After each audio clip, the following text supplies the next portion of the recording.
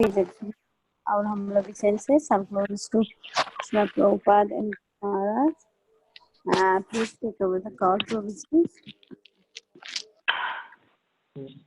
We are talking stories of Lord Balaram. Okay, shall I start? Yes, Prabhuji. Hare Krishna, shall I start? Om Namo Bhagavate Vasudevaya. Om Namo Bhagavate Vasudevaya. Om Namo Bhagavate Vasudevaya. Hare Krishna. Today, on the auspicious occasion of Balaram Jayanti, we will be discussing the glories of Balaram as mentioned in Srimad Bhagavatam and Sri Chaitanya Charitamrita. So just now we had Balaram Jayanti celebrations here at Govardhan Eco Village. Just now Maharati was over and I just came here. And last 5 days we were celebrating Julan. But due to lockdown circumstances, it was in a low profile, but nevertheless we did the celebration. So today in the next 1 hour, I'll be discussing the glories of Balaram. There is a beautiful shloka in the 10th canto, 11th chapter, 58th shloka. I had sent a presentation, and whoever is sharing the presentation with other devotees on Zoom may change the slides as I'm speaking. I may not be in a prompting, go to the next slide. I'll just go with my flow. Sure. You can just try to do it. Sorry for the inconvenience. No problem, Prabhu. We'll do it. Iti nandadayo gopaha Krishna Rama katham muda kurvanto ramamanascha navindan bhavavedanam. Iti nandadayo gopaha means all the gopas and in fact the entire cowherd community which is headed by and ruled by Nanda Maharaj. What do they do in Vrindavan? Krishna Rama katham muda. They happily discuss the pastimes and activities of Krishna and Balaram. Krishna Rama katham muda. Kurvanto ramamanascha. And they are doing this ramamanascha with great relish and enjoyment and ecstasy. So, navindan bhavavedanam. They did not experience the tribulations of this material existence. Bhava means this material world. Vedana means distresses. So the distresses of this material world did not touch Brajavasis because they are absorbed in happily discussing the pastimes of Krishna and Balaram. So if we discuss the pastimes and the qualities of Krishna and Balaram, we won't be experiencing any material difficulties. And Prabhupada writes in the purport also, we all should be following in the footsteps of the Brajavasis. So they are not experiencing any difficulties because of their absorption in Krishna Katha and Rama Katha. We will also not experience any material difficulties when we discuss about Krishna and Balaram. So not that difficulties don't exist in the life of devotees. For example, even in Vrindavan itself, every now and then some demon or the other will come. So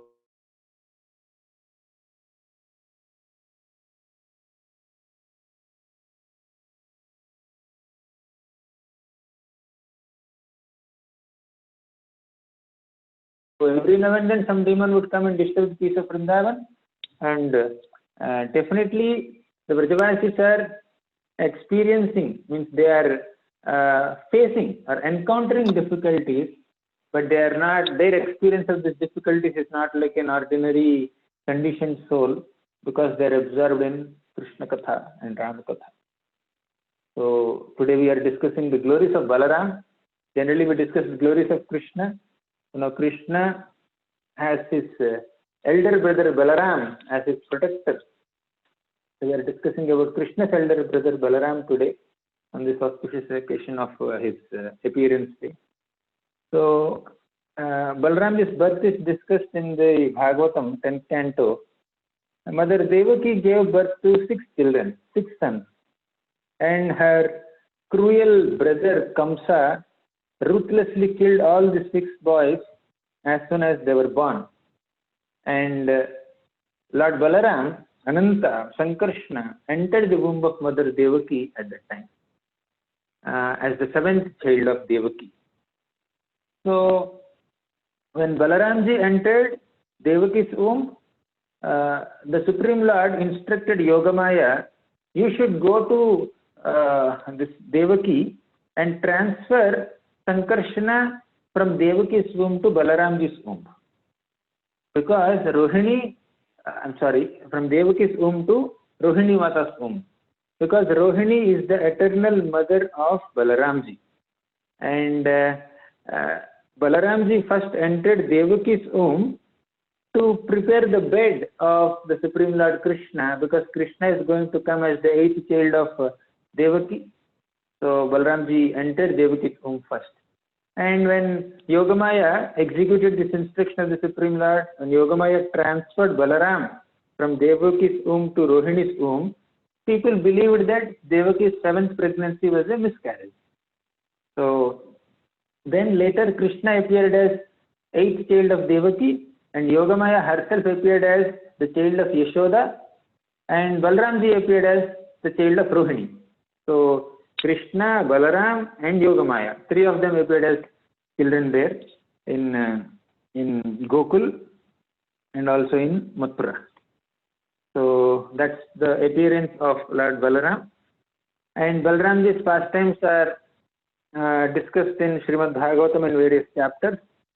Of course, Krishna is the Supreme Lord, and he is the prominent figure and the main hero in all the pastimes in the 10th canto or in Vrindavan or Mathura or Dwaraka.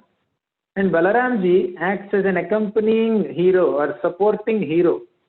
While Krishna is predominant figure, Balaramji is always there as an assistant of Krishna in his pastimes. So Balaramji's exclusive pastimes are discussed in 10th canto 15th chapter, killing of Dhenukasur, then 18th chapter Pralambasur, then later Balaramji kills Rukmi, then Balaram visits Vrindavan on behalf of Krishna, and then Balaram kills Dvivida, and he also threatens and gives a warning to Hastinapur Vasis during the marriage of Samba, because Samba, who is the son of Jambavati, goes to Hastinapur and kidnaps Duryodhan's daughter during her Swayamvar ceremony. Then Duryodhan and other Hastinapur warriors, they arrest Samba, and Yadus wanted to go and fight with Hastinapur people, Kurus. Then Balaramji said, no, they are our relatives only, so let me go for a peace negotiation. Then Balaramji goes and then gives a warning. It's a long pastime. We can discuss if time permits. Then later, Balaramji's pilgrimage is also described, and how he killed a demon named Balvala, and how he killed a Brahmana named Romaharshana Sutta. They were all described. So these are certain pastimes of Balaram in Srimad Bhagavatam, apart from few other pastimes that appear in various other chapters. So first we will discuss about the name-giving ceremony of Balaram. So once Gargamuni comes to Nanda Maharaj's house, because he was inspired by Vasudev. Vasudev's son Balaramji and Vasudev's son only, Krishna also. So they both were living in Nanda Maharaj's house, and Vasudeva is concerned, my sons have to be given names. So he sends Gargamuni. And Nanda Maharaj receives Gargamuni with great love and affection and respect and reverence. And Nanda Maharaj requests Gargamuni to name these two boys who were hardly a couple of months old at the time. But Gargamuni says that I am popularly known as the priest of Yadus. How can I name your children? If I name your boy, people might suspect that this boy must be having some connection with Yadus. Maybe he is the eighth child of Devaki. People may suspect like that, because Kamsa has appointed so many spies to go around in all nearby villages and other kingdoms to find out that Yadu boy, that small child, who is destined to kill him. So I won't be doing it. Then Nanda Maharaj proposed, that okay, let's do it in a secret place. So Goshala, we will go to Goshala and then you conduct the name giving ceremony. Because you are an expert in astrology, I won't be getting an opportunity to meet such a saintly person like you, and you have come on your own. So please conduct it in a secret manner, because Nanda Maharaj celebrated Krishna's birth with great pomp. That is called Nandotsav. So Gargamuni was thinking that if I conduct this name giving ceremony of these two boys, Nanda Maharaj will call the whole village and he will make a big celebration there, and this news will spread all over. It will go to Mathura also. So better I maintain a low profile. So then when Nanda Maharaj proposed that we will do it secretly, then Gargamuni became very happy. In fact, Gargamuni came for the purpose of naming Krishna and Balaram only, but he denied initially so that Nanda Maharaj himself will propose that let's do it secretly. So then Gargamuni starts giving name to these two boys. First he names the elder boy, that is Balaram. Ayam Hirohini Putro Ramayan Suhrido Gunaihi Akhyāsyate Rama iti Baladhikyad Balam Viduhu Yadu Nama Prathak Bhavat Sankarshanamusantyapi. Ayam hi Rohini Putro, this son of Rohini, Ramayan Suhrido Gunaihi, he has great qualities by which he pleases his suhrud, means friends and relatives. So he pleases his friends and relatives with his gunas. Ramayan means giving enjoyment. Suhrudo gunaihi, by his qualities he pleases friends and relatives. That's why he is called Rama. Akhyāsyate Rama iti. That's why he is called Rama, the supreme enjoyer who gives supreme enjoyment. Then Baladhikyad Balam Viduhu, he also has great physical strength. That's why he can also be called Bala. Then Yadunam Prathak Bhavat Sankarshana Mushantyapi. So this boy also brought two families together. Vasudev and Nanda Maharaj, they both were the sons of a king named Devamidha. So Devamidha had a Vaishya wife, and Devamidha also had a Kshatriya wife. Through Kshatriya wife, this Vasudev was born. Through Vaishya wife, Nanda Maharaj was born. In that way, Nanda Maharaj and Vasudev, they both were brothers only, but they were living in different places. Nanda Maharaj was living in a village, Gokul, and like a Vaishya, and Vasudev was living in Mathura, like a prince, like a Kshatriya. So Balaramji brought these two families together. That's why he is also called Sankarshana. So Balaramji was given three names here. One is Rama, second is Bala, third is Sankarshana. And maybe sometimes we also call him Balabhadra. So in this way, Balaramji name giving ceremony was conducted by Gargamuni. And Prabhupada writes in one purport, 10th canto, 2nd chapter, 13th purport, Nayam Atma Balahinena Labhyo. So one cannot attain self-realization without the blessings of Balaram. So Balahinena does not mean one who is physically weak.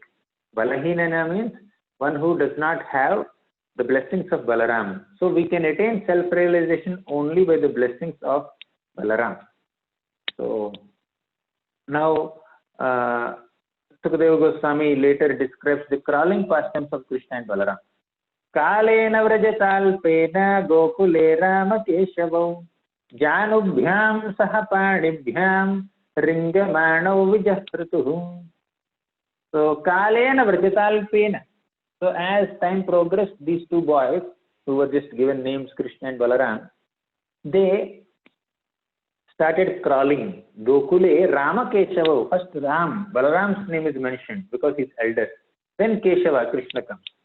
So Janubhyam saha Panibhyam. Janu means knees, Pani means hands. So with the help of their hands and knees, these two boys started crawling. Where? On the land of Vraja, Bhumi, which is filled with cow dung and cow urine. So in the courtyard of Nanda Maharaj near the Goshala, these two boys were crawling like snakes, like serpents, in a very crooked manner. So Ringamano Vijahrutuhu Janubhyam Sahapanibhyam. They were so small that they did not have strength to stand on their feet. So they started moving with the help of their hands and knees. So sometimes these two boys, Krishna and Balaram, would crawl and they see some ladies there. They think that, Balaramji thinks that, oh, this must be Rohini, my mother. And Krishna thinks that this must be my mother, Yashoda. And they would go and then pull the dress of that ladies, and the lady, that gopi would just turn back. And then Krishna and Balaram would realize that, oh, these are not our mothers, and they would become a little frightened, and they would go back to their own mothers. And sometimes Krishna would go and then pull the tail of a calf, and the calf would become frightened, and the calf would just run away, and Krishna is dragged in the mud of Vrindavan, which is actually Godhuli. So cows are just walking on the land of Vrindavan, and the dust in Vrindavan is basically Godhuli, which is mixed with Gomutra and Gobar, Kaudang and Kavirand. So Krishna is being dragged like that. So all the gopis, elderly gopis would just become very happy and enchanted seeing this scene, and then they would come and rescue Krishna. And Balramji is also very happy. So the childhood pastimes of Krishna and Balaram are especially available and accessible and relishable by the elderly gopis of Vrindavan who are in Vatsalya Rasa. And as Krishna and Balaram grow into small boys and they enter Pauganda Leela, then their pastimes are accessible mainly to the Gopas, boys. And when Krishna grows even more, he goes into Kaishora, then those pastimes are accessible to gopis, younger gopis, Madhurya gopis. So in this way, Krishna's different kinds of pastimes are performed in different ages. Although all rasa pastimes of all rasas are performed at all ages, but Vatsalya rasa is more prominent when Krishna and Balaram were very small. So then Krishna and Balaram would just crawl back towards their mothers. Then the mothers would pick up their respective children and they start feeding their milk. So Krishna is very blue in color and Balaramji is very whitish. So Krishna and Balaram were picked up by their respective mothers and they feed their milk to these boys. And sometimes Yashoda Mata will feed her milk to Balaram, and Rohini will feed her milk to Krishna also. That also happens. And while feeding milk, these mothers saw these two children, Krishna and Balaram, developing some beautiful teeth. Front teeth were coming. So these two boys, when they were crawling, they become so restless. They wanted to explore everything out of their childish curiosity. Sringyagvidamshrasi jala dvijakantakebhyah क्रीडा परावतिचलाओ ससुतौ निषेद्धुं दृश्याणि कर्तुमपि यत्र न तज्जनन्यो ते कात आपतुरलं मनसो नवस्थां. Shringi means those animals who have horns. They are cows and bulls. These boys will just crawl and they go all the way to Goshala and they want to touch the horns of cows and bulls. So even a grown-up person also, they go to Goshala. Even we have a Goshala with 100 cows, and sometimes I also become very afraid to approach these cows and bulls because they have very strong horns, and it's a little difficult to approach some of them, especially bulls. But these two crawling boys, they would go and they want to touch these cows and bulls. So Mother Yashoda and Rohini would become very concerned, very afraid to control these kids. Agni, they want to touch fire. Damstri, they want to poke monkeys, and then when the monkeys just open their mouths, they want to count the teeth of the monkeys. Asi, they want to touch knives. Then Jala, they want to touch water. Dvija, they want to touch some birds. So some peacocks are wandering there, and Krishna and Balaram would crawl, and then they want to touch the peacock. The peacock's beak is very sharp. If the peacock just pokes, what will happen to Krishna and Balaram? Kantakebhyah, and they also want to touch thorns. So in this way, these two boys are extremely restless. Krida parao, they were so absorbed in their play. Ati chalao, extremely fickle-minded.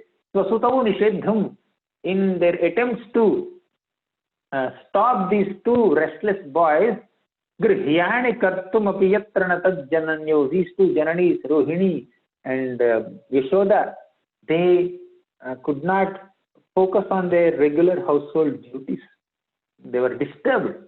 Hence, Chekata apuralam manaso anavastham, their minds became very unsteady because of anxiety to protect their children who are so restless babies at the time. So this is called transcendental anxiety. When a devotee takes a lot of anxiety to protect and serve the Lord, that is great anxiety. That kind of absorption in serving Krishna and protecting Krishna is much greater than meditation on even Paramatma also. So Mother Yashoda and Rohini, while they are doing their simple household activities of cooking or washing or cleaning and then churning buttermilk or whatever, and they were very careful to protect their children, Krishna and Balaram. Their position is way superior to great yogis and tapasvis who may be meditating on Paramatma for thousands of years.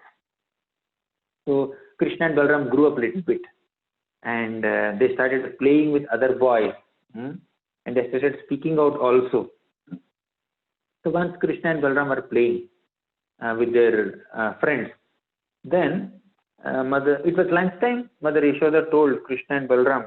Mother Yashoda actually sent Rohini Mata first. You go and call Krishna and Balaram, it's lunchtime. Then Rohini Mata went. She was calling Krishna, please come back. Balaram, please come back and take food.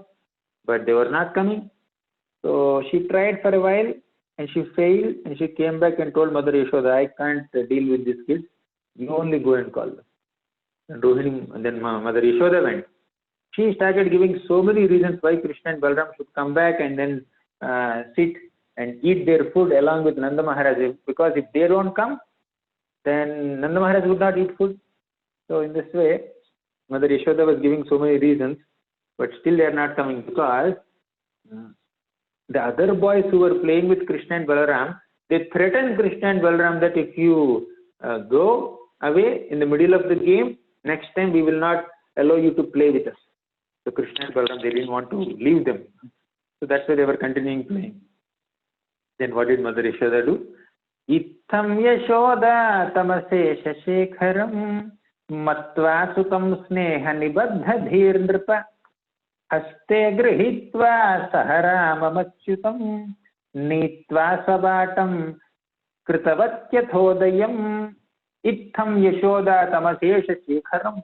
So in this way, Mother Yashoda, when she requested Krishna and Balaram to come back, they did not come. Then, Matva Sutam, considering them, her own children, Sneha Nibaddha Dhir Nripa, means her dhi, her intelligence or her consciousness, is Sneha Nibaddha. It was bound by loving affection, motherly affection towards these two boys, Krishna and Balaram. What did she do?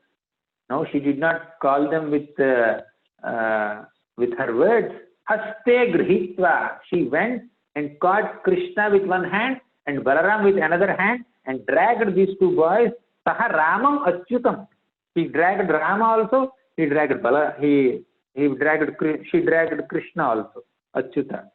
Nitva Savatam Karavatyathodayam.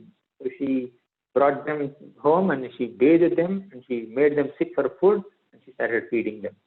So Mother Yashoda's position as mother of Krishna and Balaram is superior to even Rohini Mata also. Although Rohini is the mother of Balaram, Mother Yashoda has more control over Balaram also. And because Rohini called and Balaram did not come, Yashoda called, Balaram came along with Krishna, of course. So there is another interesting pastime. In Damodar Leela, you know the whole story. So Damodar Leela, Mother Yashoda binds Krishna. At that time, Rohini Mata and Balaramji were not there at home. They had a special invitation from Upananda and they went there. Then by the time Balramji returned back, he found that Krishna is bound by rope to a wooden grinding mortar. Balramji became very much concerned about Krishna, his younger brother. How can someone bind my brother like this? Who tied you up? Then Balramji said that I am Sankarshna, I am Lakshman, I am Balaram, I am Anantadeva, I am Sesha. I can destroy the entire universe if anyone offends Krishna. So Balramji became furious. Tell me, who tied you up like this? Then Krishna said, Mother Yashoda tied me. So far Balramji was roaring like a lion. Immediately he became like a cat. He could not even get any words out of his mouth. So then Balramji said, okay, still I will go and try. And I will request Mother Yashoda to release you. So Balramji went and told Mother Yashoda, you know who Krishna is? Then Yashoda said, who is Krishna? Then Balramji said, Krishna is the Supreme Personality of Godhead. Krishnastu Bhagavan Swayam. He is the source of all incarnations. He is the fountainhead of all avatars. He is the source of Narasimha. He is the source of Rama, Vamana, Parashuram, and Matsya, Meena. So many incarnations come out of Krishna only. He is avatari. And all Vishnus, Narayanas, they come out of him. Then Yashoda Mata very sarcastically asked Balaram, then who are you? Who are you then? If Krishna is the source of all incarnations. Then Balaramji said, I am Anantadev, I am Sankarshana, I am Sesha, I am Lakshman. I have the power to destroy anything. I can hold the entire Bhumandala on my hoods. Then Yashoda again sarcastically said, all the incarnations in the universe have to take birth in my home only or what? Shut up and get out. If you speak a single word more, I will also beat you up and I will tie you up like Krishna. And Balramji ran away from there. So then Balramji went back to Krishna and said, Krishna, I tried my best but nothing worked out. Actually, you are not supposed to break pots like this. You are not supposed to do a lot of mischief. I told you so many times to behave yourself.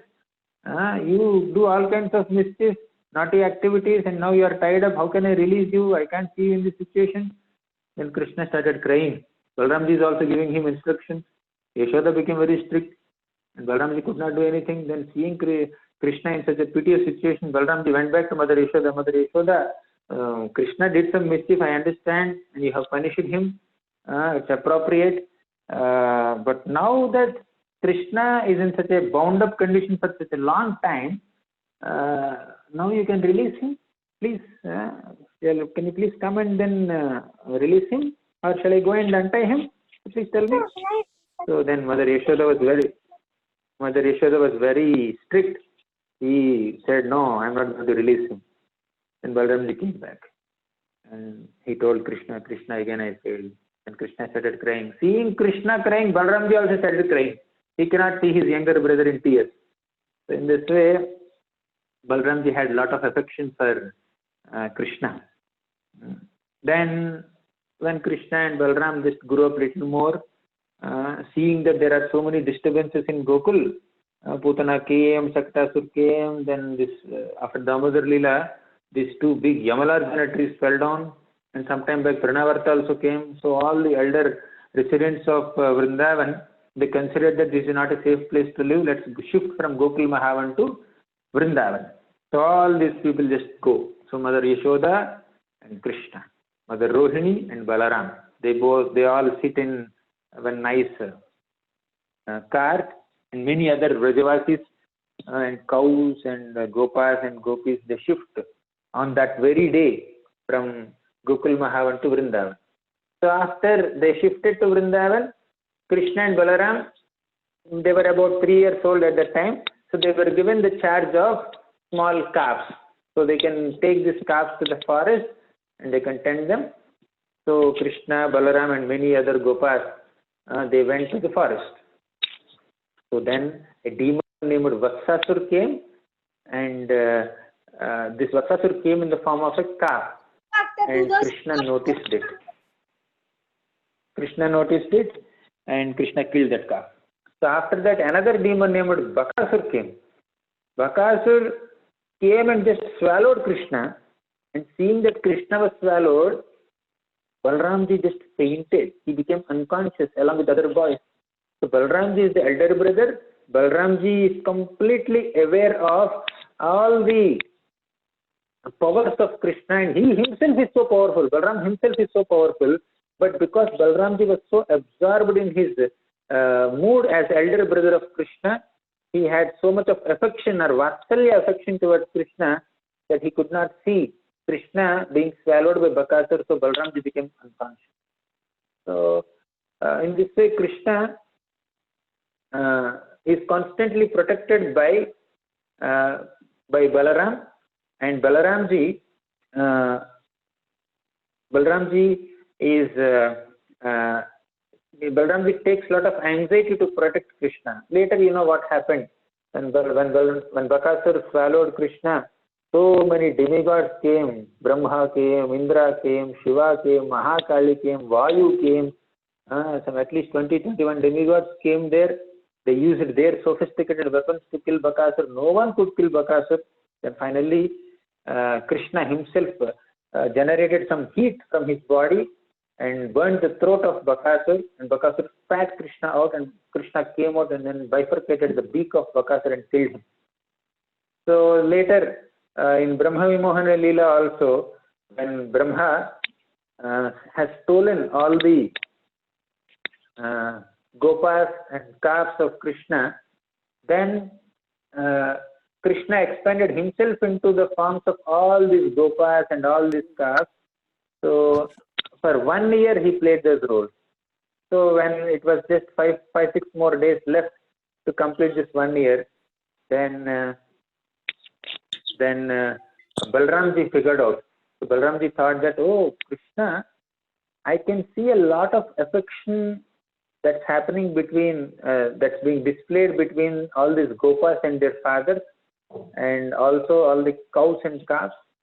So looks like they're all your expansions only. So Balramji could easily figure out that Krishna only expanded himself into all the gopas and calves, and he is experiencing vatsalya affection of all the cows and the gopas and gopis. So Balramji could not figure out for almost 1 year, mainly because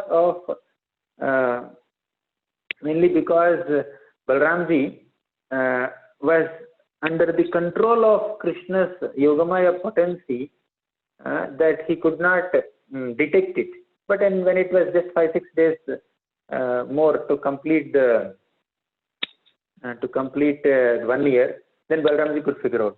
So Balramji is absorbed in the emotion of a elder brother of Krishna, and he continues to love Krishna with vatsalya affection, and sometimes Krishna's Yogamaya potency overpowers even Balramji also, so that he is absorbed in Krishna's pastimes and playing the role that Krishna is expecting him to play. So for 1 year, Balramji was accompanying Krishna and all his expansions. All the calves and all the gopas who were accompanying Krishna and Balram were Krishna only. But Balramji could not notice it for almost 1 year. But when 5-6 days were left, Balramji could notice it. Especially when that happens, that all the elder gopas and the cows were on the top of Govardhan hill, and the younger gopas and calves were on at the bottom of Govardhan hill. So when they saw each other, they came and then displayed a lot of affection. Then Balramji understood that. So Brahmaji, after he realized his mistake, he offers prayers to Krishna. He says, Aho bhagyam nanda gopa vrajautasam yanmitram paramanandam purnam brahma sanatanam. So he says that Aho bhagyam, what great fortune, Nanda gopa vrajautasam, all the Vrajavasis headed by Nanda Maharaj are so fortunate. Why? Yan mitram paramanandam purnam brahma sanatanam, that complete absolute truth, supreme personality of Godhead Krishna has become their mitra, a friend, and giving them paramanandam, supreme bliss. So all the Vrajavasis are fortunate in general because they exchange loving emotions with Krishna in different rasas. But Balaramji is very special. Of all the Vrajavasis, Balaramji has a very special position because Balaramji experiences all five rasas with Krishna. While different Vrajavasis are in different rasas, Balaramji serves Krishna in 5 different rasas, and also all the servants of Krishna derive their emotion of being a servant of Krishna from Balaram only. In the Chaitanya Charitamrita, Kaviraj Goswami beautifully writes, Krishna dasa abhimane ananda sindhu koti brahma sukha nahe tara eka bindu. Krishna dasa abhimana is ananda sindhu. The abhiman or the identity of being Krishna dasa, being a servant of Krishna, is ananda sindhu. It is an ocean of happiness.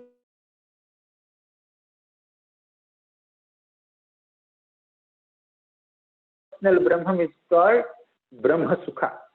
Koti Brahma Sukha. You multiply that Brahmananda with 10 million. That is 1 koti, 1 CR, 1 crore.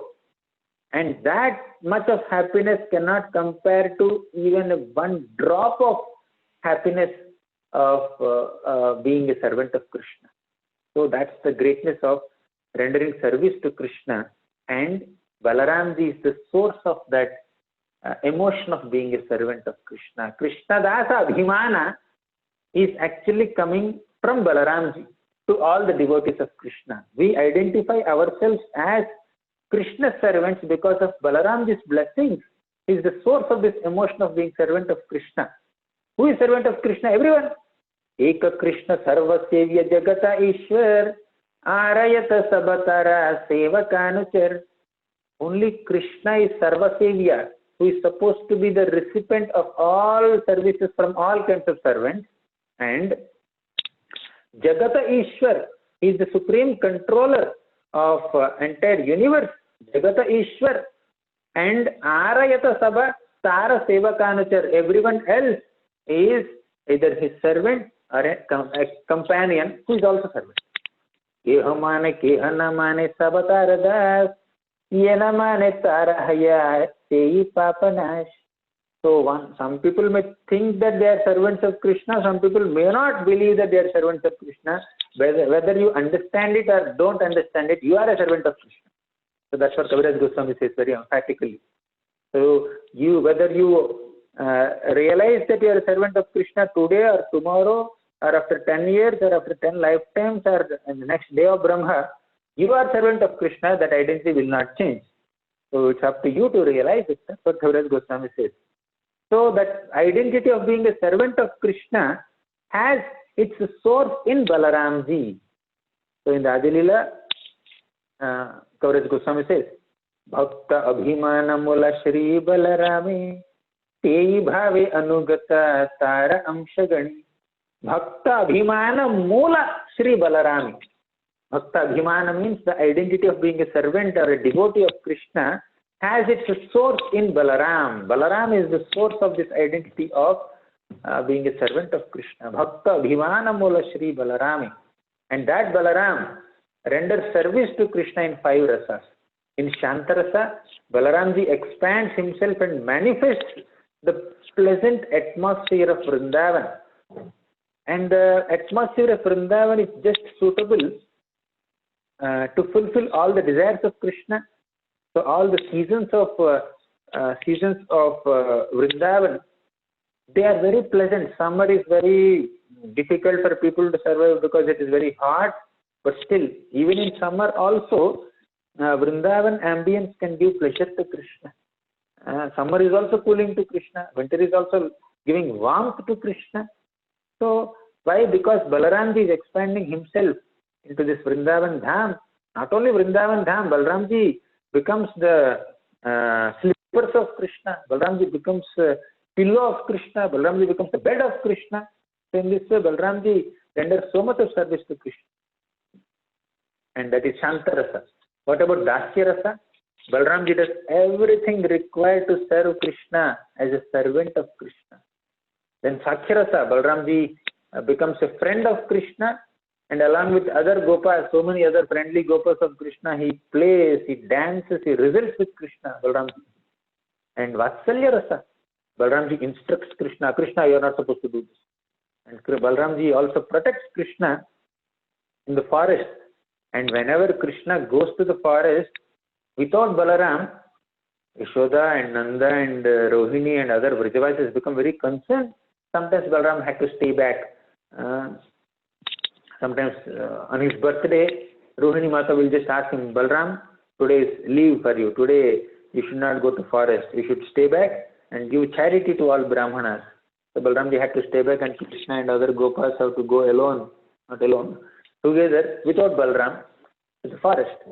So then when Krishna goes to the forest without Balaram, then the Vrajavasis are little concerned. So Kaliya, Krishna was arrested in the coils of Kaliya when Balaramji was not there with Krishna.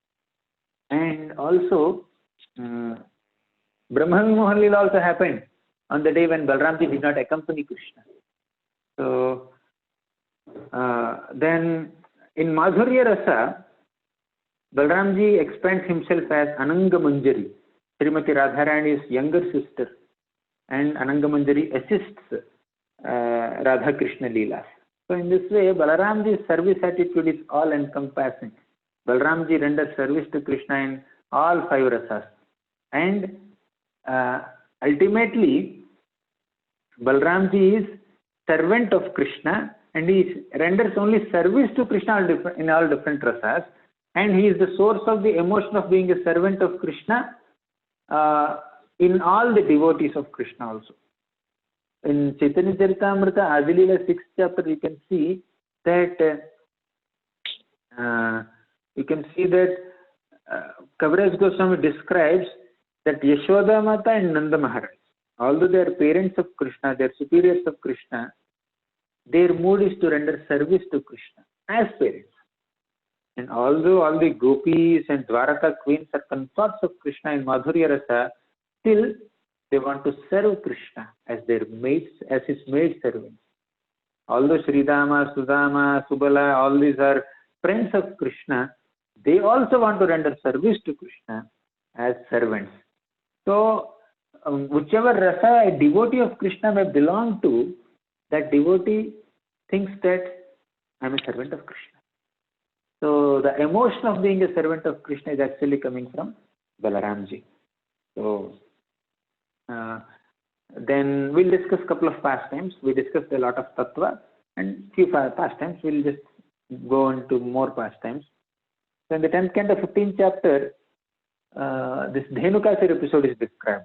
Very long description. So Balaramji and Krishna would enter the forest of Vrindavan, and Krishna starts blue. Talvan forest, correct. Whoever may be the child there. Yeah, Balaram and Krishna enter this Talvan forest. Before they enter Talvan forest, they go to the forest, and this Krishna starts glorifying Balaramji. And Krishna and Balaram would imitate so many animals. They imitate the singing of bees. They also start making sweet sounds like parrots. They would also make sounds like cuckoos and swans, and Krishna starts dancing like a peacock, and Krishna would outsmart this peacock, and Krishna would say that this peacock doesn't know how to dance, I know how to dance. And also all the Gopas would imitate different birds. They would imitate frogs, they would imitate peacocks, they would imitate monkeys, and sometimes like one Gopa would steal the lunch bag of another Gopa and then transfer it to other Gopas. Like that, this one Gopa whose lunch bag is stolen, he is like little teased by other Gopas, not to actually trouble him, but just to have some fun. So they tease each other, and then Krishna becomes fatigued. Then Balaramji starts rendering service to Krishna. And when Balaramji becomes fatigued, then Balramji would place his head on the lap of another Gopa and Krishna would gently massage the feet of Balaramji. So now in the previous incarnation, Balaram was Lakshman. And Lakshmana, being the younger brother of Ram, he had to just witness all the difficulties and tribulations that Lord Ram underwent during Vanavas especially, and especially when Sita was kidnapped by Ravana. And as Lakshman also, Balramji rendered a lot of service. So Balramji, Lakshman, he accompanied Ram to Vanavas for 14 years. Actually, Ram was supposed to go for Vanavas for 14 years, but Lakshman was not supposed to go. It was not necessary for Lakshman to go, but because out of his deep affection for Ram, Lakshman voluntarily accompanied Ram to Vanavas for 14 years. And this 14 years he did not even sleep. And he was rendering all menial services to Ram and Sita. And when that golden deer came and Sita requested for that deer and Ram started chasing that deer, at that time the deer was Maricha, and then while dying, Maricha made sound, Sita, Lakshman, please come and protect me. Then Sita told Lakshman, you go and assist your elder brother Ram. But Lakshman said, my brother is very powerful, nothing will happen to him, I will stay here only. And Sita suspected Lakshman. And it was so painful to Lakshman to hear such suspicious words, hear such insulting words from Sita Devi, whom he considered as his own mother. But because Sita was chastising and doubting Lakshman's intentions also, Lakshman just left Sita Devi there, and then he went in search of Ram. And when Lakshman met Ram, Ram started chastising Lakshman. Why did you leave Sita alone? Why did you come here? Oh, Sita was chastising me. Oh, chastisement, you should have tolerated. Why should you come here? Leaving her alone, what will happen now? Some Rakshasas must have planned something against us, and Sita and Ram and Lakshman came there in haste. No, Lakshman was not thinking, I came to serve Sita and Ram, and now Sita is chastising me and doubting me, and Ram is also chastising me. Why am I doing here? What am I doing here? So let me go. He was not thinking like that. So Lakshman had amazing service attitude and completely selfless in his service towards Ram. And Lakshman was not very happy to see Ram undergoing so many difficulties. So Lakshman decided, next time I will not become younger brother of Ram. I will become elder brother. Then he became Balaram. So then Balaramji, as an elder brother of Krishna, he can instruct Krishna, he can control Krishna, he can chastise Krishna, and Krishna can even massage Balaramji's feet. Not that Balaram wanted to take services from Krishna, but Balaramji always wanted to serve Krishna.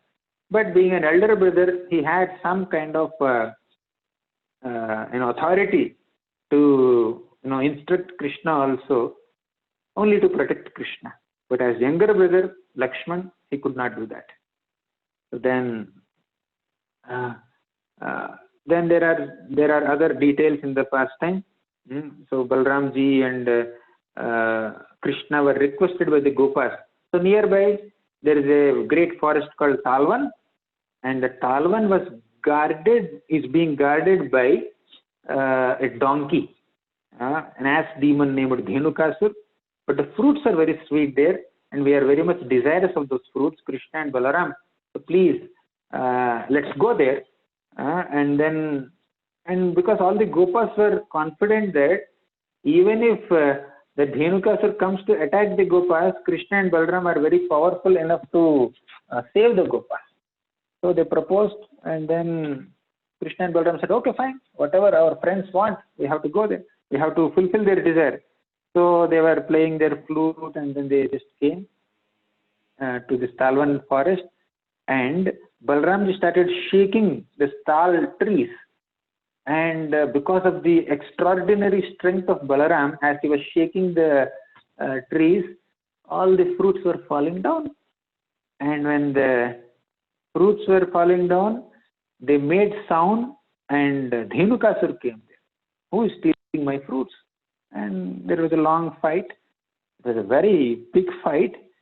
And at one point, Dhenukasur lifted Govardhan mountain and then threw it on Krishna. And Krishna also lifted Govardhan mountain and threw it on Balaram. Like that they were playing with this Govardhan mountain. And Krishna placed it back there. And then Dhenukasur threw Krishna several thousand miles away in the sky. And then they were fighting in the sky. And then Krishna threw Dhenukasur back on the ground.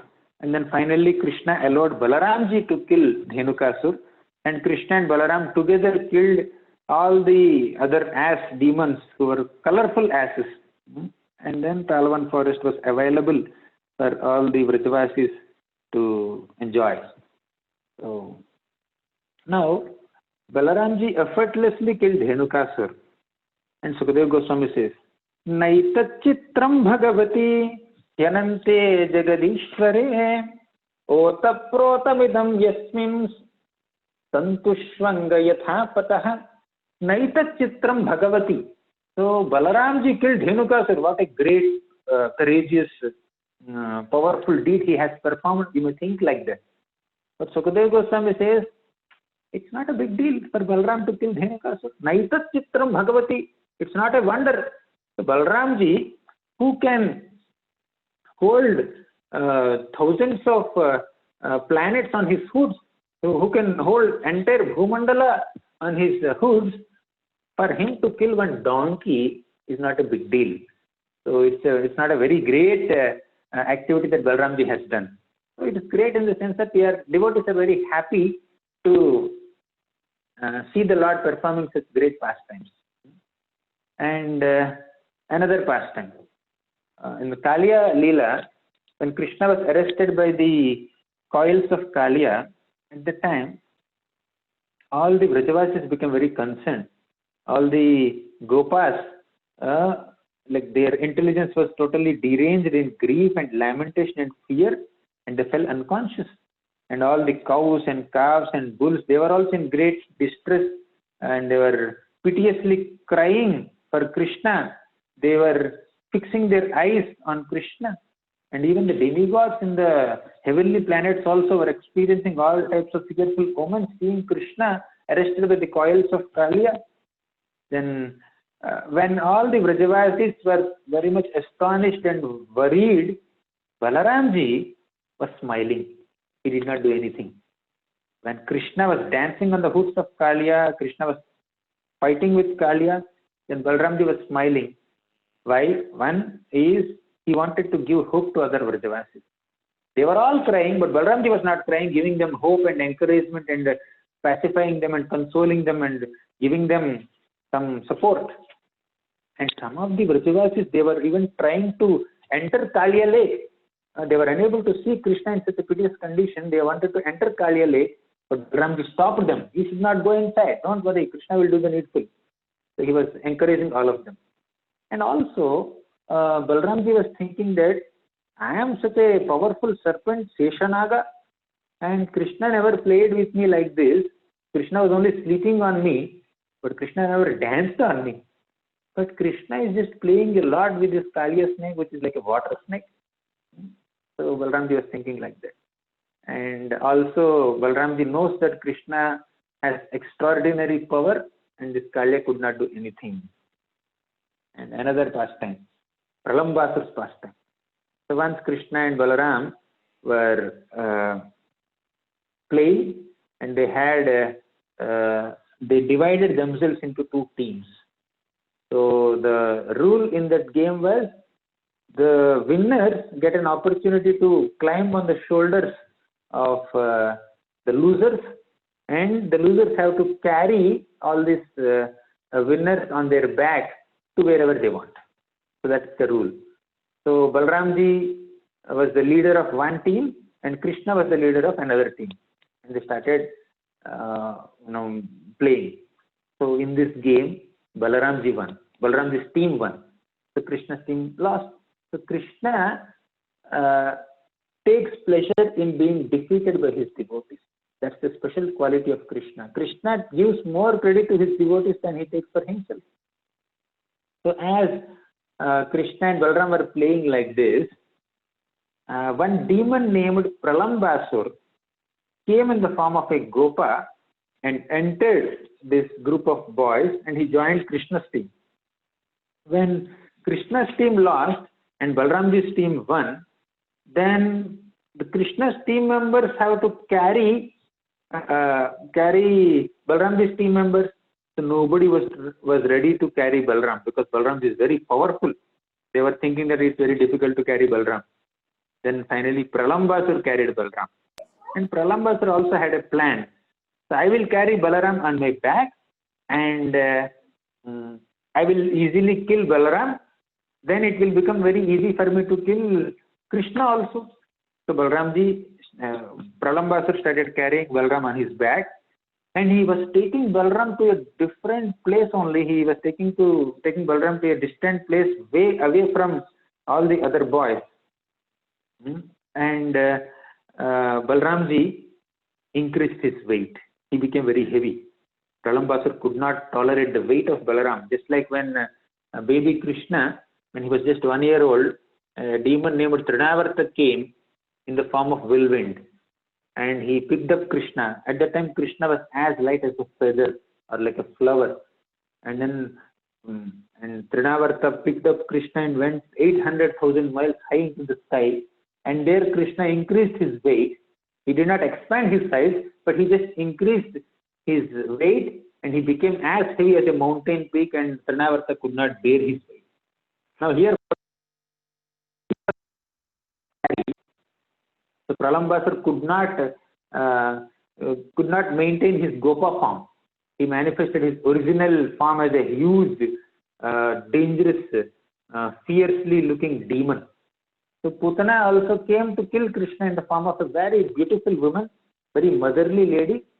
And when Krishna started sucking her milk, then Putana could not retain her original form, retain her disguised form. She came to her original form, 12 miles long, like a big witch, Rakshasi. So similarly, Pralambasur also could not maintain his Gopa form. He became like a huge demon. Then Balramji became fearful. He appeared very frightened because he was just maintaining the mood of the pastime. So Balramji did not immediately assume the role of the Supreme Lord, but he was just absorbed in the mood of a Gopa, and he became frightened. Basically, he was not fearful, but he exhibited fear. So that increases the sweetness of the pastimes. And secondly, Balram also was thinking that this person, Pralambasur, so far he was in the form of a Gopa in Krishna's team. So how can I kill him? He's Krishna's team member.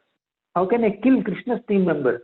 And maybe Krishna has developed some mercy towards him. Krishna must have developed, because Krishna sometimes becomes very merciful to even demons also. He can give liberation and all that. So then Balramji was suspecting, he has become Krishna's team member, how can I kill him? Then Balramji was also thinking, Pralambasur brought me all the way to this place, far away from Krishna. Maybe some other demon must have attacked Krishna. Balramji was concerned. So for all these reasons, Balramji could not immediately kill Pralambasur, but again he made up his mind, and he just struck Pralambasur with his fist on his head, and Pralambasur died with just one fist only, one punch only. Pralambasur started vomiting blood, and he fell down dead. And the Gopas reached there, and then they all glorified Pralambasur, and Pralambasur's soul came out and then entered Balaramji. So in this way, Pralambasur was liberated. So these are some demon killing pastimes that happened in Vrindavan. And also Balaramji, because he was a supporting hero in Krishna's pastimes, he is being addressed also along with Balaram. Okay.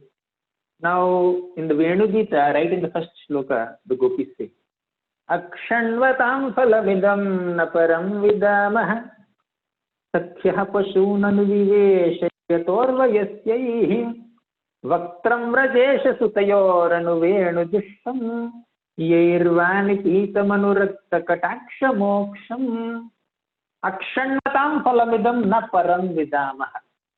I don't see any other purpose for our eyes. What is the purpose of eyes? Sakhyah pashun anuviveshayator vayasyaihi. Seeing Krishna and Balaram being accompanied by other gopas and the cows entering the forest is the purpose of having eyes. So all the gopis of Vrindavan, younger gopis of Vrindavan who are in Madhurya Rasa, so they were saying that to see Krishna and Balaram entering the forest along with cows and gopas is the purpose of having eyes. Na param vidamaha, we don't see any other purpose for having eyes. Vaktram Vrajesha Sutayor. Vrajesha is Nanda Maharaj. Vrajesha Sutayor means two sons. They are Nanda and they are Krishna and Balaram. Anavenu Jushtam, they were playing flutes. Yairva Nipita Manurakta Kataksha Moksham. And they were also turning back and showering their sidelong glances upon all of us. The gopis were saying like this about Krishna and Balaram. But actually speaking, gopis take the name of Balaram also. They don't say Vrajesha Suta. They say Vrajesha Sutayor, two sons. But these gopis only had their loving affection or madhurya feelings or conjugal attraction towards Krishna only and not Balaram. But Balaram is also included. Why the gopis are including Balaram? Just to generalize their affection towards Krishna, special secret affection for Krishna. They are just generalizing. Oh, these boys are going, not boys, boy. They have special feelings only for Krishna. So, because they both were not playing flutes, only Krishna was playing flutes. They both were not turning back and showering sidelong glances on gopis. Only Krishna was turning back and showering sidelong glances. But they included Balaram also, just to generalize their secret love. And actually, Balaramji had a very affectionate relationship not only with Krishna but Krishna's gopis also. So Balaramji shows Vatsalya affection towards Krishna. Balaramji shows Vatsalya affection also towards the gopis of Krishna. So Balaramji had a different set of gopis with whom he had his rasa dance. But Krishna's gopis are different, and towards Krishna's gopis, Balaramji has Vatsalya rasa. And when Balaramji, when he went to Mathura and then later to Dwaraka, Krishna was feeling intense separation from Vritrivasi. Then, because Krishna was identified as son of Yashoda and Nanda Maharaj and as a Vaishya in the first 10 years of his life at least, the first 1 decade, all the Mathura Vasis or Dwaraka Vasis, they were not allowing Krishna. They had some insecurity in their minds. They were not allowing Krishna to go to Vrindavan so much. They were holding back. But when Balaramji goes to Vrindavan, they are not so fearful. The Dwarka Vasis or Mathura Vasis, they are not so fearful. Because Balaramji, although Balaramji stayed for more than a decade in Vrindavan, still Balaramji's identity as a Yadu was intact. He was always identified as a Yadu and was son of Vasudev since his birth. But Krishna was not like that. So Krishna is longing to go and meet Vrajavasis, but Krishna could not go personally. So Krishna requested Balaram, can you please go and take my message to my parents, Yashoda and Nanda and all the Vrajavasis. Then Balaramji went on behalf of Krishna and stayed for a couple of months in Vrindavan. And he spoke to all the Vrajavasis about Krishna there. And he also spoke to the gopis of Krishna in parental affection, in Vatsalya Rasa. And the gopis of Krishna are also very respectful towards Balaramji. And Balaramji even promised these gopis that when Uddhava came to you, Uddhava also came, because Krishna requested Uddhava also to go and meet the Vrajavasis. So Uddhava came to Vrindavan, but Balaramji said that when Uddhava came here, he only spoke to you about Krishna. He could not promise you that Krishna he can bring Krishna, he can drag Krishna, but Balramji said, I promise you that I will drag Krishna, I will just force Krishna to come to Vrindavan and meet all of you, don't worry. So, because Balramji had that authority on Krishna. So these are certain pastimes of Balramji within Vrindavan. And there are so many other pastimes. We completed 1 hour. And in Dwaraka, Dwaraka and Mathura, Balramji's pastimes are so many. Now when Krishna and Balram went to Mathura, first Kamsa arranged 5 wrestlers, Chanura, Mushtika, Shala, Toshala, Kuta. So Balramji killed Mushtika and Balramji killed another wrestler also, while Krishna killed Chanura and the other 2 wrestlers. And later Balramji kills a gorilla named Dvivida. So this Dvivida was actually a monkey in Lord Ramachandra's army. But later, because of bad association, he started fighting with Balramji also in this life. It's a very long story. We don't have time to go through all that. Balramji killed Dvivida gorilla also. Balramji tried to pull this entire Hastinapur into Ganges.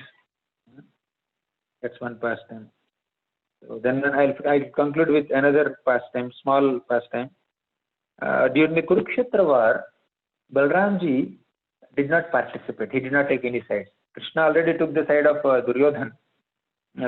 Krishna already took the side of Pandavas, but not actively fighting on behalf of Pandavas, but being an advisor and guide and chariot driver of Arjuna. So Balramji felt that I will not take any sides. They are our relatives only. So better I go for pilgrimage. So Balramji went on pilgrimage. He went to different places. Then Balramji came to Naimisharanya. At Naimisharanya, Romaharshan Sutta was giving spiritual discourses, and he is speaking about Puranas, sitting on an elevated Vyasasana. And he was speaking to so many sages there, and Balramji arrived there. All the sages became very respectful towards Balram, and then they got up from their seats and they very respectfully received Balaram and welcomed him. But this Romaharshan Sutta, he still sat on his high elevated seat, Vyasasana, and he was not getting up, he was not doing anything to respect or receive Balaramji. So Balaramji understood that this person is so puffed up of his learning, he is so proud of his situation of being a great speaker of Puranas. So that pride and that envy are not, they are not supposed to be in the heart of a Bhagavatam speaker. They are not supposed to be in the heart of a speaker of Puranas. This Romaharshan Sutta is extremely puffed up and proud of his abilities to speak Shastras. So humility is a very important quality to for all the people who are studying Shastra, but this person did not show any humility. So Balramji picked up one blade of grass, and with that blade of grass, he killed Romaharshan Sutta and punished him for his proud consciousness. Then all the sages, they felt that Balramji, what you have done is not appropriate. So they were not thinking that, oh, Balramji has the power to kill this Romaharshan Sutta just with a blade of grass. But they were saying that, Balramji, we have given him so many blessings. We told him, what is the Dirghashman Bhava, they say, right? May you live for a long time. May you become the best speaker of Shastras. We gave him so many blessings, and by this untimely death, you have made all our blessings invalid. Oh, Balramji, so please, why did you do like this? You have to perform some atonement. And Balramji, out of his deep humility, he said that, my dear sages, I will certainly perform atonement for whatever I have done, because he is a Brahmana, Romaharshana Sutta, although not by birth. Romaharshan Sutta was given the position of a great speaker of Puranas, and Balramji just killed him while he was on Vyasasana. It was a murder on Vyasasana. So Then Balramji said, I will definitely atone. And Balramji was suggested by the sages that Balramji can go for pilgrimage, visit so many holy places as an atonement for killing Romaharshan Sutta. And then Balramji said, my dear sages, you have given him blessings. I will preserve your blessings also. A son represents father. So Romaharshana happened to be very proud, but Romaharshana's son Suta Goswami is not proud. He has all great qualities, and he has humility, he has tolerance, he has a respectful attitude. So let's transfer all these blessings from Romaharshana to Suta Goswami. Let Suta Goswami become the speaker of Puranas. Balramji transferred those blessings. So Suta Goswami is very humble. So right in the first canto, there is a beautiful sloka that comes in glorification of Suta Goswami. So Suta Goswami, Ved tattvam saumya tat sarvam tatvatastad anugrahat bhruyuh snigdhasya sishyasya guravo guhyam apyata. So Ved tattvam saumya tat sarvam, this Suta Goswami has this quality of saumya, means simplicity and purity on a personal level. Then he also has another quality, which is snigdha. He is very affectionate and submissive to his superiors, his gurus. Because of his simplicity and submissiveness, because of his personal purity and obedience towards his superiors, this Suta Goswami has been empowered to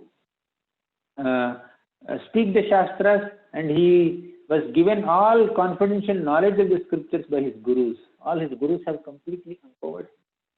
So that is the greatness of simplicity and submissiveness. On the other hand, if a speaker of the Shastras, if a student of the Shastras becomes very proud of one's knowledge, then such a person cannot actually please the Lord. Balramji, being the Adi Guru, is the supreme spiritual master who takes us to Krishna. He is the supreme servant and he is the supreme spiritual master also.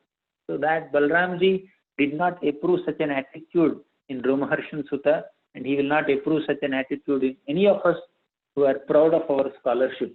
Scholarship could be a byproduct of Shastric study, but the end product of Shastric study is not scholarship, it is submissiveness to Guru and loving devotion towards the Supreme Lord. So we receive the seed of bhakti from a bona fide Vaishnava Guru. And for a seed to grow into a nice plant and tree or a creeper, the seed needs two things. Number one is water. We have to supply water to the seed, and that watering process is compared to Sravanam and Kirtanam, that is hearing and chanting. And the second thing that the seed needs for its growth is fertile soil. And that soil represents Vaishnava qualities like tolerance, humility, patience, satisfaction, compassion, respecting others, not expecting respect for oneself. So these are all the qualities, Vaishnava qualities. We are supposed to cultivate these Vaishnava qualities and make the soil fertile, make our heart fertile, so that the seed of devotion can grow by the watering process of hearing and chanting. So only study, Shastric study, which is like watering process, is not sufficient. So now many of us are fortunate enough to be connected to bona fide Vaishnava Gurus, and means we received the seed of bhakti. Now we need to focus on the other two. So we need watering process of hearing and chanting, and we also need fertile soil of Vaishnava qualities, Vaishnava character. So we need to focus on these two. Only one is not sufficient. If someone just does Shastric study and hears Katha and then speaks the Katha, speaks the glories of the Lord and thinks that I am a great learned scholar, then if such a person becomes very proud of one's learning and knowledge, then the Lord is not very much pleased with such people, and If one's pride is so much, Balaramji could even punish such a person, like he punished Romaharshan Sutta. Now in the South Indian Yatra of Lord Chaitanya Mahaprabhu, he met a Brahmana at Srirangam, South Indian Brahmana. He was trying to study Bhagavad Gita and he was unable to study properly, but he was crying. And everyone is mocking him and then making fun of him. And Lord Chaitanya Mahaprabhu went and asked him, "Why are you crying while reading Bhagavad Gita?" This South Indian Brahmana said, "I am an illiterate person, I cannot read properly, but still my Guru Maharaj instructed me to study Bhagavad Gita, that's why I am trying to study Bhagavad Gita." And Mahaprabhu asked, "Why are you crying then? Your crying is not like normal crying. Your crying is basically your ecstasy in studying Bhagavad Gita. Which sloka in Bhagavad Gita or which aspect of Bhagavad Gita is giving you so much of joy that you are shedding tears of joy?" Then he said that, "My dear Brahmana," means Lord Chaitanya, or sannyasi, "when I remember that Lord Krishna has accepted the position of a chariot driver of Arjuna, I just cannot control my tears. My attraction towards Krishna increases. How come that Supreme Lord, that great Supreme Lord, accepts such a menial position of being a chariot driver of his devotee? How much the Lord loves his devotees. How lovable is this personality, Krishna. So I am very much attracted to these qualities of Krishna. That's why I am crying." And Lord Chaitanya Mahaprabhu said that you have submissiveness to Guru and you have love for Krishna, devotion to Krishna. Whatever you have understood from Bhagavad Gita constitutes the essence of Bhagavad Gita. Your understanding is the best possible understanding in this planet. Mahaprabhu declared this. And Mahaprabhu is the speaker of Bhagavad Gita in the form of Krishna. So we may develop a lot of knowledge by studying scriptures. We may become expert speakers or we may have appetite to hear thousands and thousands of hours of philosophy and scriptural discourses.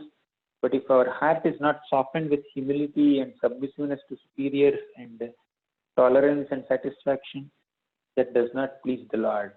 Balramji punished this Romaharshan Sutta. So let us pray to Lord Balaramji that we develop the qualities of humility while studying Shastras, and we also develop service attitude towards the Supreme Lord Krishna and his representatives and his devotees, because he is the source of Dasa Abhiman. He is the source of our emotions of being servants of Krishna. So we need to pray to Balaramji that please give me some service attitude. We are meant to be servants of Krishna. Jivera Swarupa Hai Krishnera Nityat Das. We are all eternal servants of Krishna, and our identity is a servant of Krishna, and that service attitude is the supreme wealth of a soul. So we have lost that wealth. Being conditioned in this material world, we have lost that wealth of service attitude, but we need to again gain that wealth, and we can gain that wealth of service attitude by the blessings of Balaramji, and also we need that humility to gain that wealth. So we need to pray to Balaramji for that humility and service attitude. Thank you all very much. Shri Balaramji ki jai, Balaram Jayanti Maha Mahotsav ki jai, Granthara Srimad Bhagavatam ki jai, Srila Prabhupada ki jai. Prabhuji, Hare Krishna. If it's okay, can you also quickly talk about how Balram killed Balwala, the demon? Oh, one minute. This Balramji, after killing Romaharshan Sutta, he requested the sages. Actually, sages asked him, you have to perform some atonement. Balram said, okay, I will perform atonement and I will transfer blessings of Romaharshana to Sutta Goswami. And what else you want? Then the sages said that we are conducting our sacrifices, but one demon named Balwala is coming and disturbing our sacrifices. He is just permeating the whole atmosphere with foul smell, and he is throwing all kinds of abominable substances in our sacrifice. Just like Maricha and Subahu also started throwing some abominable substances like blood, pus, urine, stool, mucus, bile, etc. in the sacrifice conducted by Vishwamitra. So Balvala is also somewhat similar. So then Balramji said, "Don't worry, I will kill this fellow."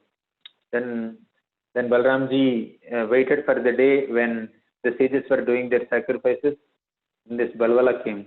Initially Balvala was invisible, but later Balvala was visible. So initially Balvala sent this foul order, and then he wanted to disturb the sacrifices of the sages.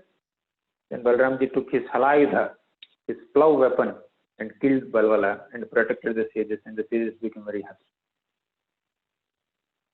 And there are many other pastimes also. Balramji stopped the fight. He tried to stop the fight between Duryodhana and Bhima. He became very furious when Arjuna kidnapped Subhadra. So all these pastimes are there. Very nice. Thank you so much for such a beautiful class. I think the entire Bhagavatam was covered in terms of Balram's pastimes. Thank you so much. It was such a fascinating presentation. Thank you, Prabhu.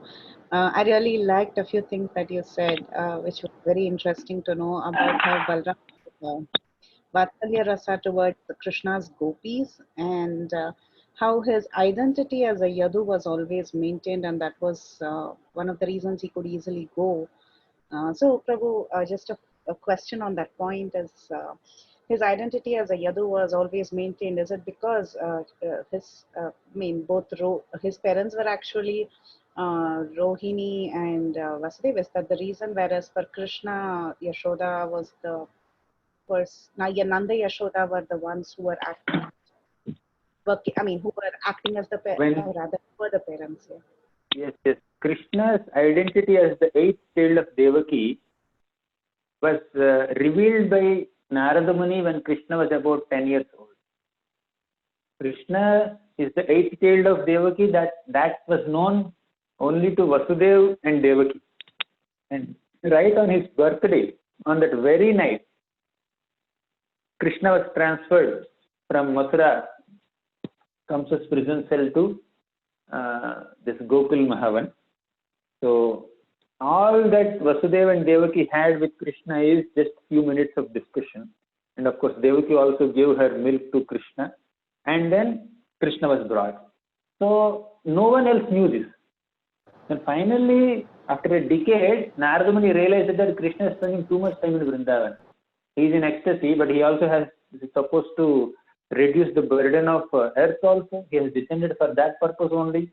And he is just enjoying his ecstatic pastimes in Vrindavan, giving association only to Vrajavasis. What about Mathuravasis? What about devotees at different other places?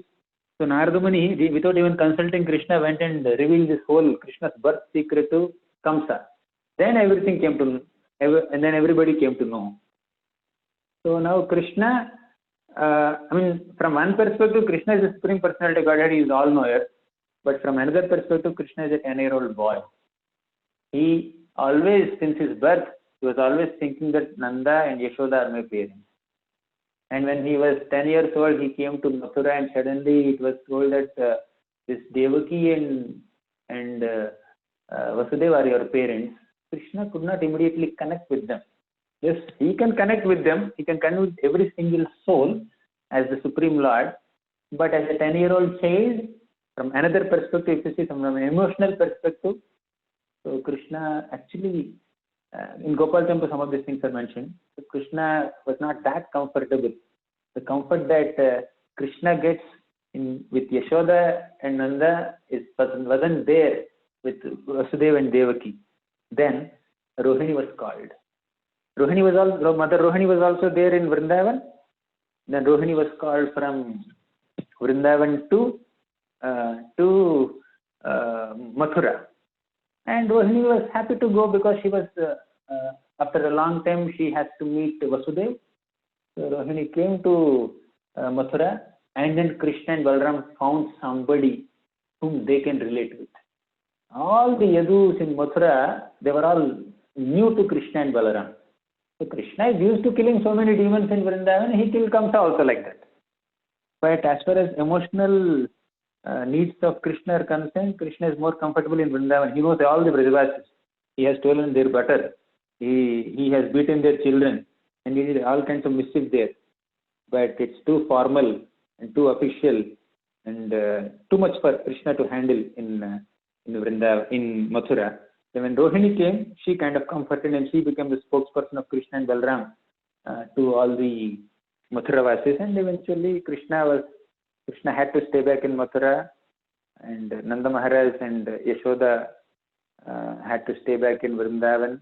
And generally, when the child is left in a new place, parents have to pacify the child, parents have to kind of console the child. But when Nanda Maharaj was being sent back to Vrindavan from Mathura, it was Krishna who consoled Nanda Maharaj. Because Krishna understood his new identity as the child of Devaki and Vasudeva, and he had to stay back there. Yadus were requesting him, "You belong to us. You stayed there for 10 years. You have come here. No, we will not leave you. You have to be here only."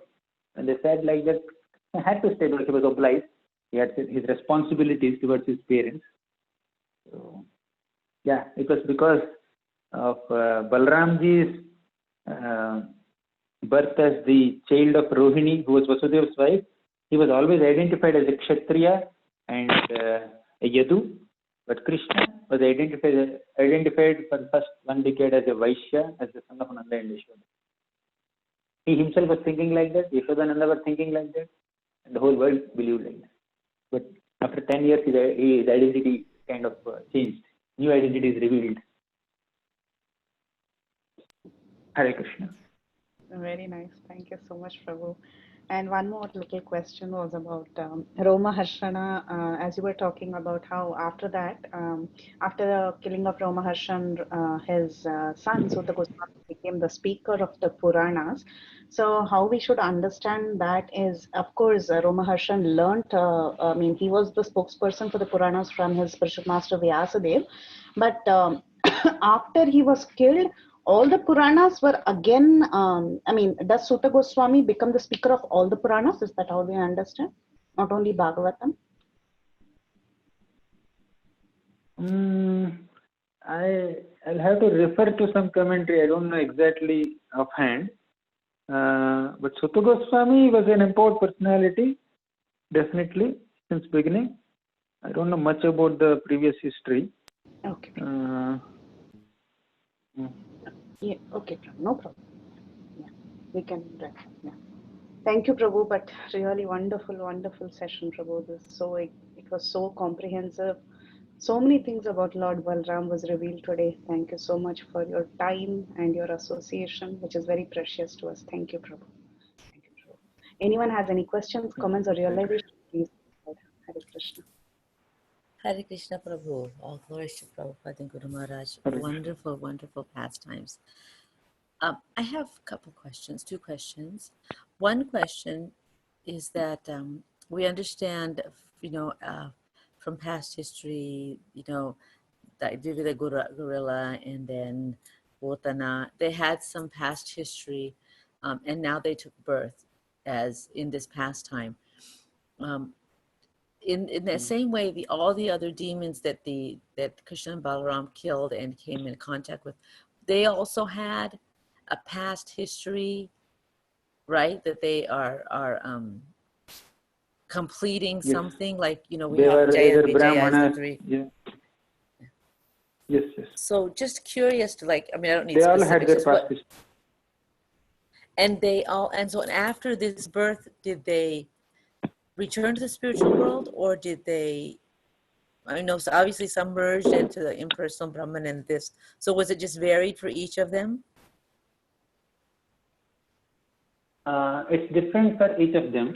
All of them had their past histories, and their past histories are written in Garga Samhita. And some of them were reinstated in their previous positions, and some of them were sent to the spiritual world. For example, Nalakuvar and Manigriva were delivered by Krishna and they went back to their previous positions as Kuverasam. And from there they continued bhakti. For example, Shakadasur came to kill Krishna. So he was the son of Hiranyakashipu. His name was Utkacha. He was the son of Hiranyaksha. His name was Utkacha in his previous life.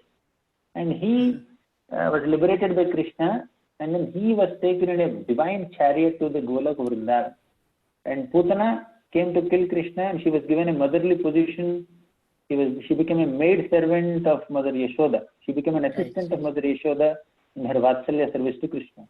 So like that, some demons went to spiritual world, some demons went to their previous positions. So it's all little different in different cases. Thank you. But Thank you very nevertheless, much. their position was elevated from where they are. Where That they is were. sure. Okay. Thank you. Thank you. And one other question. So we understand that Balaram is the first incarnation, the first, after Krishna, then Balaram is the first expansion of Krishna. So when Balaram, so Krishna himself obviously comes into the spiritual world. Comes to the material world to do his pastimes. So does that original Balaram also the one that comes? He himself comes and is the elder brother, even though he's the first expansion of Krishna. So kind of technically, you would not technically, but you'd kind of think of him as secondary or younger to the original. But he himself comes because he is representative of that service mood. He himself comes. Krishna comes in his original form. Krishna's original expansion, first expansion, Balaramji also comes. Okay. Actually, And just whenever continues Krishna, Prabhupada writes in very clear words, whenever Krishna comes, Krishna is accompanied by all his incarnations and energies. And all these energies and incarnations of Krishna are with Krishna throughout his pastimes. That's why Krishna is just like when we see the full moon. The moon of Ashtami day, Navami day, Dashami day, Ekadashi day, or Panchami day, or all the days of all the 15 phases of moon are there within the full moon, right? Similarly, yes. All the incarnations and energies of Krishna are there with Krishna when he comes in his original form. So now Balaramji is also accompanying Krishna, and Balaramji is assisting Krishna, and whether Narayana is there, Vasudeva is there. So they are all there. And when Krishna goes back to his abode after his disappearance, then Krishna leaves all the other incarnations in their respective planets, and then he goes to his Golakura. That's how we need to understand Krishna's appearance and disappearance. He comes with incarnations, he goes back with incarnations. Like that. So different incarnations or different energies will manifest at different times according to the need, time, place, and circumstances, and then they perform their part. Thank you, Prabhu. Thank you so much, Prabhu. Wonderful, wonderful. Thank you. And I love the analogy of the moon. Very nice, very nice example. Hare Krishna. Hare Krishna, Prabhu. Dandatam Jai Shri Prabhupada. Thank you so much. That analogy of moon is, one minute, that analogy of moon was given by Vishnu Chakravarti Thakur in first canto, 7th chapter. When Vyasadeva is writing Srimad Bhagavatam according to the instructions of Narada Muni, in his meditation he sees Krishna and Maya and the Jiva. Bhakti yogena manasi samyak vyavasita male apashyat purusham purnam mayante adapashre. Apashyat purusham purnam means Purna Purusha is Krishna, who is compared to full moon. All other Purushas, incarnations of the Lord, are parts of Krishna. Okay, someone else is speaking something. Yeah, Hare Krishna, Prabhu. Thank you so much for the nice class. I just wanted to ask a question about Balaram favoring, Duryodhan during the times of Mahabharata and accepting him as a disciple, although Balaram is a, powerful incarnation of Lord Krishna and always participated him in the Dharma side. So here we get a view that, that's not the Dharma, where Balaram is supporting Duryodhan and taking him as his disciple. Mm. So other than, understanding it that yes was our Krishna's pastime, is there any other view to that? Balramji accepting Duryodhana as a disciple is an example of what to say, it's a test for our faith. How much faith do we have in Balramji when he does like that? So when Krishna steals the garments of the gopis, or when Krishna instigates who is that, Yudhishthir to speak a lie and all this, no? So something, I think Krishna runs away from battlefield. So they're all very sweet for us because we are worshippers of Krishna. And when Balramji takes the side of he doesn't take the side of Duryodhana in spirit, but he takes Duryodhana as a disciple just to teach him, not like spiritual master. Like Balramji is Adi Guru and Duryodhana is not like Adi Shishya. So he is only teaching him the art of club fighting. And Duryodhana being expert in speaking, he kind of flatters Balramji, and then he learns art of club fighting. And also Duryodhana, when Duryodhana and all these people, Dushasan, Karna, they insulted Draupadi, Balramji became so furious, he wanted to even punish Duryodhana. But he went to Hastinapur, and Duryodhana just made up his own story, and he presented the whole story in such a way that Balramji gets an impression that it's all the mistake of Yudhishthir only. Why he has to gamble his own wife? So when Balramji kind of he kind of softens, and then okay fine, then Duryodhana, you just did gambling match as a Kshatriya, and you did not. And from your side, there's not much of fault. So he kind of said like that, and then he came back and he spoke to Pandavas as if Duryodhana was not so much at fault, and it was Pandavas who were at fault. Duryodhana, why Yudhishthir had to gamble Draupadi like that. So sometimes this complexity may be there. Sometimes we see good characters, and sometimes we see bad characters. But sometimes we also see good characters doing bad things and bad characters doing good things. And Mahabharata is like that. Yudhishthira Maharaj gambles and Karna is charitable. So like that, the moral complexity in Mahabharata, I heard from Chaitanya Charan Prabhu, moral complexity in Mahabharata is too much compared to what is there in Ramayana. So Balramji adds the flavor of moral complexity in Srimad Bhagavatam. So Balramji is non-different from Krishna in one sense. While Krishna is supporting Pandavas, Balramji became neutral, and he kind of accepted Duryodhana also as disciple. So like sometimes we cannot always understand everything. We may have to consult some specific tikakar to know things more. Mm-hmm. And Balramji, he asks, he tells that Bhima's hitting of Duryodhana below his waist is adharma. So Balramji is just speaking the letter of law, but Krishna is representing the spirit of law.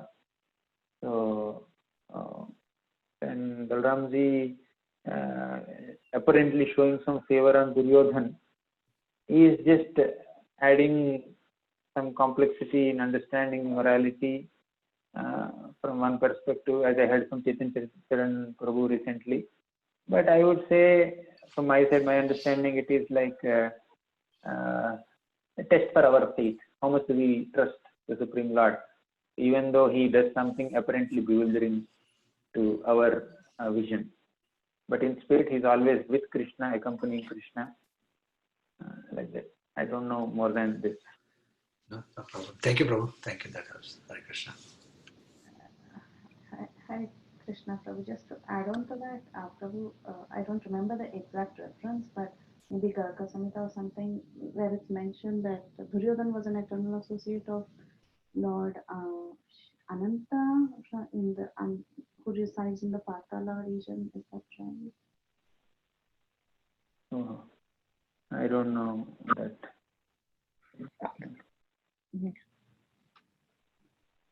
Thank you, Prabhuji. Anyone else has any questions or comments? Hare Krishna Prabhuji, Dandavat Pranams. Very, very beautiful class, Prabhuji. In one, like a string of garland, you stringed all the pastimes very nicely. Thank you so much for that, Prabhuji. Do you have time, Prabhuji? Questions, or is it? Yes, Madhusudhan. Okay, so You can tell me, no problem. so two questions, Prabhuji. One is when the transference of Balaram from the womb of Devaki to Rohini took place, how did I mean everybody in the world came to know, because this is I mean this is done by Yogamaya. So how did they accept Rohini's son as Devaki's seventh son, Prabhuji? Not sure how many people know this. We know because it is recorded in pages of Bhagavatam. But I'm not sure like how many people know this at that time. So Devaki's seventh pregnancy was believed to be a miscarriage. And Yes. Rohini gave birth to Balaram. That's what is known to everyone. So Devaki's seventh pregnancy is a miscarriage, and eighth child is Krishna. And eighth child is basically presented as that baby girl who was actually the daughter of Yashoda. And later everyone came to know that Devaki was the mother of Devaki's eighth child was Krishna. Does it make sense? Did I answer? Yes, Prabhuji. Thank you. So this Rohini, was she in Mathura before, or and then she went to Nanda Maharaj's shelter? When exactly she went, I'm not completely sure. It seems that she was there in Vrindavan only. I'm not sure. I'll have to refer back and tell. I heard somewhere that she, because of fear of Kamsa, when Devaki and Vasudeva were kind of arrested, or like they were under the strict supervision of Kamsa, many Yadus just fled away from there, and Rohini also went to Vrindavan. So I'm not fully sure. I didn't read it. I don't recollect a reference of from some book. Oh yeah, yes, Prabhuji. Thank When you. exactly she went there. Yeah. Yeah, one more question is that I was reading this story of the Samba, fight with Samba in Krishna book, and in that when Yadus were fighting with Samba, Arjuna's name was also mentioned along with Bhishma and Duryodhan and others. So I was a little confused. Was Arjuna there, and how? When did this happen? Any? Sometimes some Kshatriyas, they are like obliged to take the side of their dynasty or their kingdom and even fight against their relatives also. Now, not only that, there are so many things. Now, when Mahavishnu kidnaps the small babies of that Brahmana in Dwaraka, Arjuna says that I am not like Yadus. I am not like this Vasudeva, Sankarshana, Pradyumna, Niruddha.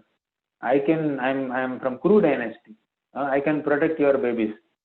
Then in the next, when the Brahmana's wife is about to give birth to next child, Arjuna went and guarded that place, but he also failed. Then Krishna took him. So sometimes Kshatriyas will say like that.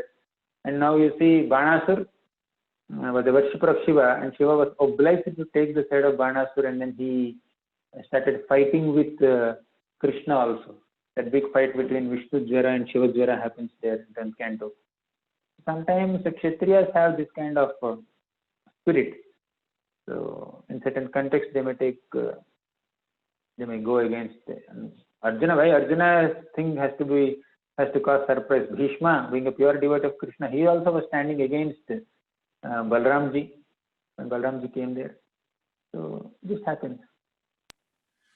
Yeah, then you need to identify them as Kshatriyas and not as pure devotees at that point. We need to change their cap as Kshatriyas. Yet they continue to remain as pure devotees. So we need to see the context.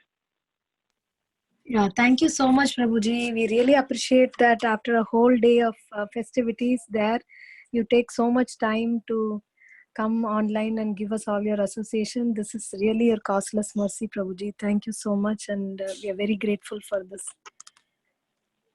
Thank you, Hare Krishna. Thank you very much. I need your prayers and blessings. Thank you, Hare Krishna. We'll end here. Hare Krishna, Prabhuji. Just one.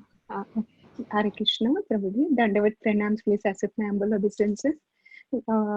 I've been hearing your Bhagavad Prava and many lectures. It's really very, very easy to understand and remember when we see the presentations. You have very beautifully taken time and efforts to make these presentations for all of us. Thank you very, very much, Prabhuji. It was very easy to understand. Thank you. Thank you. Please accept my humble obeisances. Thank you, Hare Krishna. Thank you. Thank you so much, Prabhuji, for your valuable time and attention. We can end the call. Vancha kalpatarubhyascha kripa sindhubhyaiva cha patitanam pavebhyo vaishnavebhyo namo namaha. Ananta Koti Vaishnav Vrinda ki jai, Shri Prabhupada ki jai, Shri Balram ki jai, His Grace Gaurang Darshan Prabhuji ki jai. Hare Krishna. Thank you. Hare Krishna. Prabhuji, Hare Krishna. Thank you, Prabhuji. Hare Krishna. Hare Thank you Krishna. very much. Hare Krishna. Thank you, Prabhuji. Hare Krishna. Very, very beautiful class. Hare Krishna, Prabhuji.